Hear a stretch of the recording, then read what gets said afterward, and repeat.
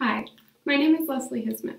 I'm currently a third-year flute performance major at the Lamont School of Music at the University of Denver.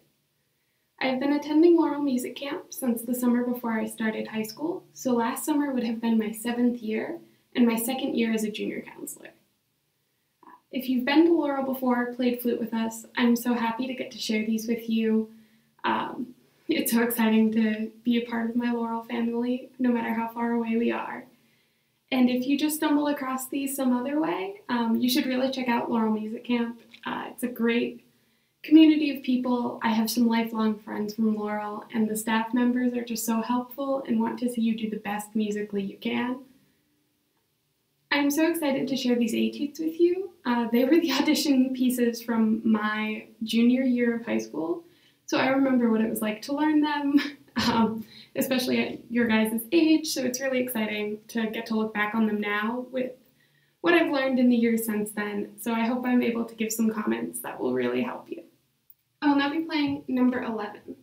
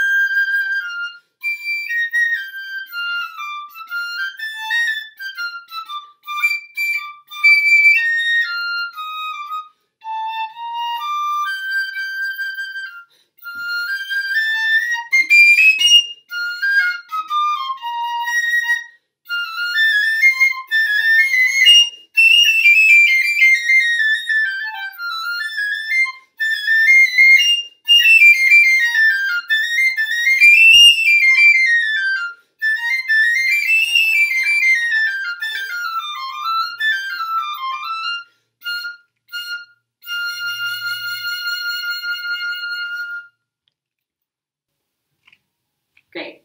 So I love playing piccolo, and I think this is just really fun. If you're starting with this in your audition, I think definitely making sure you start comfortably at the beginning, but you need to have room to grow. So this is a little bit different than if you heard my first flute video, where I was like, just go for it. But this one you do have to be able to crescendo. So I'm thinking mezzo forte and up, and then the next time I come a little quieter so I have more room to grow.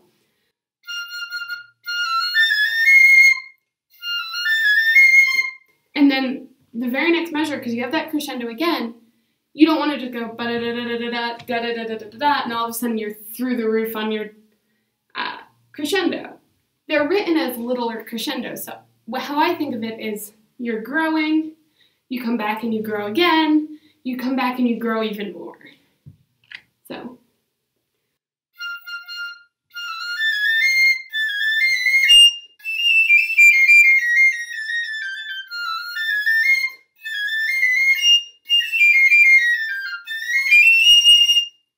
So little crescendos, and you just give yourself the room to make the crescendos happen.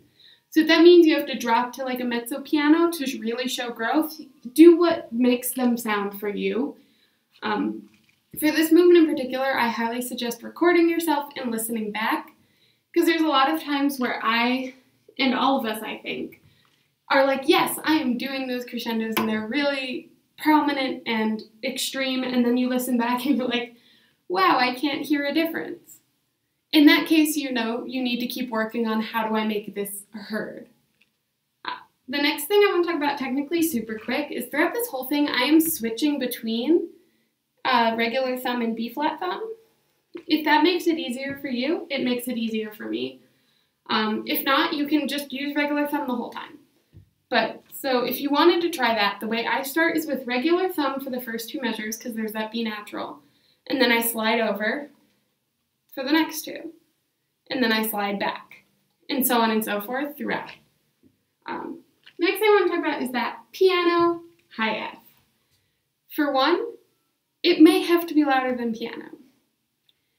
It just is. It needs to be beautiful sounding for you and working on getting it quiet. The goal is to have it quiet. If you have to play it a little louder than piano to have beautiful tone, it's always better to have a beautiful sound than to follow the piano to the T. So the way I would work on that is hitting it at a comfortable dynamic and maybe trying to decrescendo into something quieter.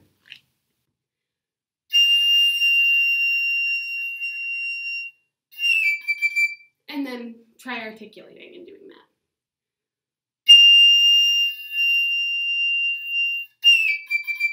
And then,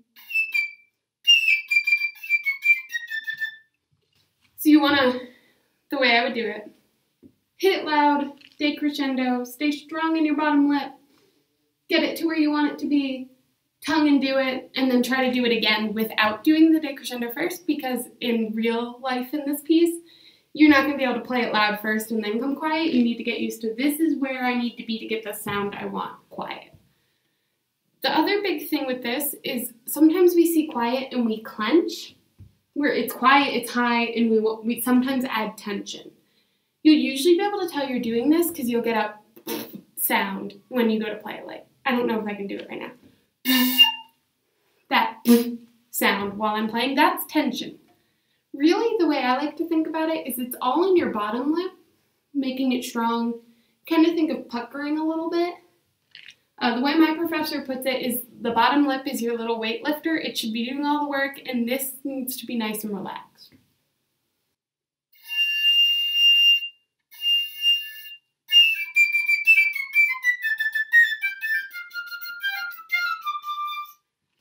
So no sound, no tension in your face, just strong bottom lip. Practice getting it to that sound you want to, not just trying to start on it. If you listen to my flute videos, we talk about the dotted eighth, 16th stuff in the second flute video. This is the same thing, where it needs to be.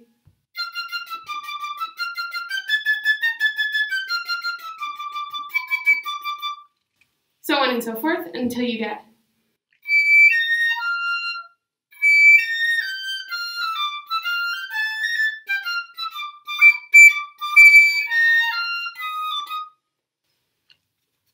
Yeah. And then the beginning's pretty much the same as the end. So that same thing about giving yourself room to grow, coming back and growing again. But I hope that was a good start on this. And finally we have the Kohler Etude number 1.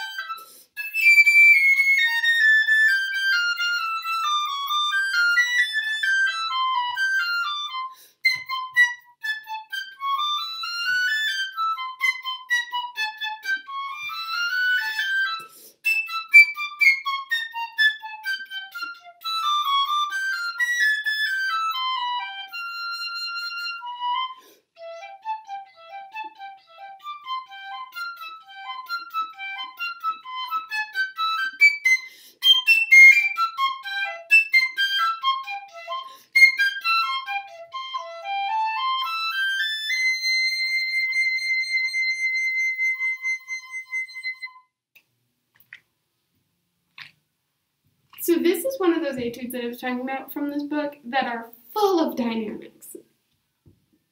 I don't think there's a measure in here that doesn't have some sort of dynamic marking. So you really want to make sure you're exaggerating. So you open on a crescendo, it's dolce, you want to give yourself room to grow, but don't start too quiet.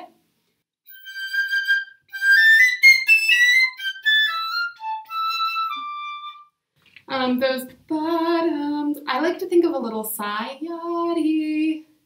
You know, for building, yada da da dee da dee da dee da dee da body. You know, really sigh out, and then we got another growth. Another sigh, and then we're quieter than the first time.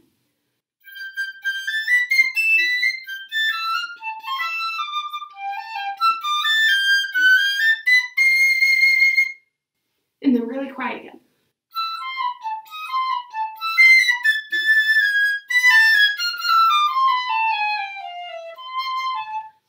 I think you get the gist. You just really need to over-dramatize all of the dynamics.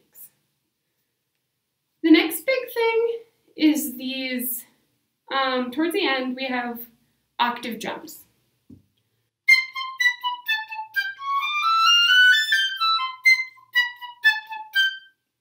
And so on and so forth. Then there's a higher one.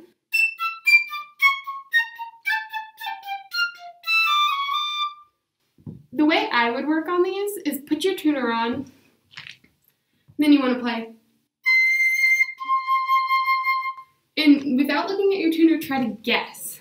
I think I was a little flat, or I think I was a little sharp. And then look at your tuner to confirm, because you want to be able to tell yourself. You know, you don't want to rely on your tuner, but it is a helpful tool. So you want to use it to check what you think you're hearing.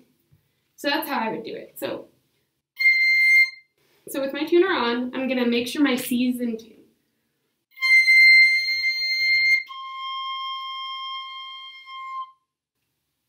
So I play the C nice and in tune, looking at my tuner.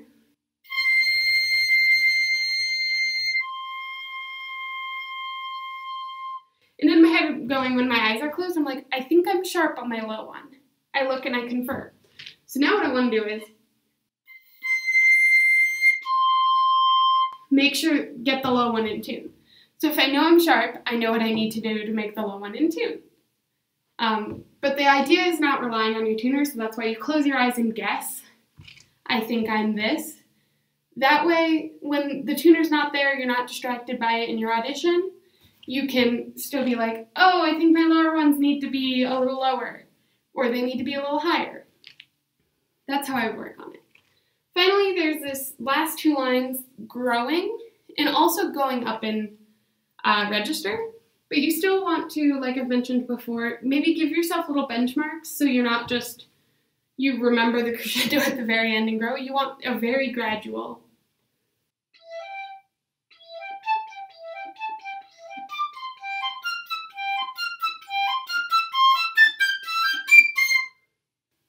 Is how I would do it.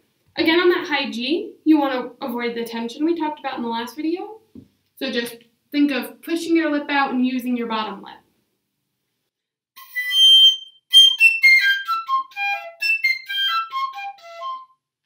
And then to practice this final high C, I like to do harmonics. So what I would do is finger a low F, and then I hate the use of the word overblow, but that's what we call it. But you don't want to blow any harder. It's changing the direction of the air with your lips.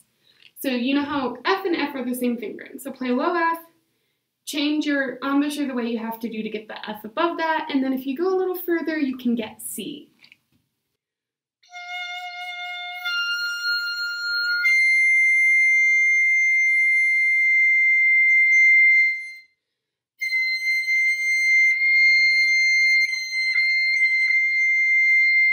I find the harmonics a little stabler, it's a little easier to get quiet, and it shows you how hard you have to work to get that note the way you want it.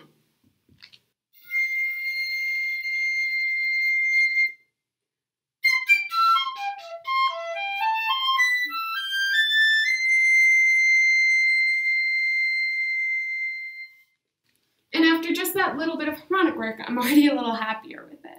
So I hope those help. I'm so happy to have gotten to share these with you, and I hope you're having fun working on these Piccolo etudes.